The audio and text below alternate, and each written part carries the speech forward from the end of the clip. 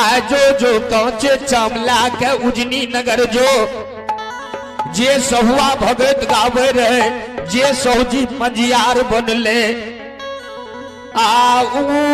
नाता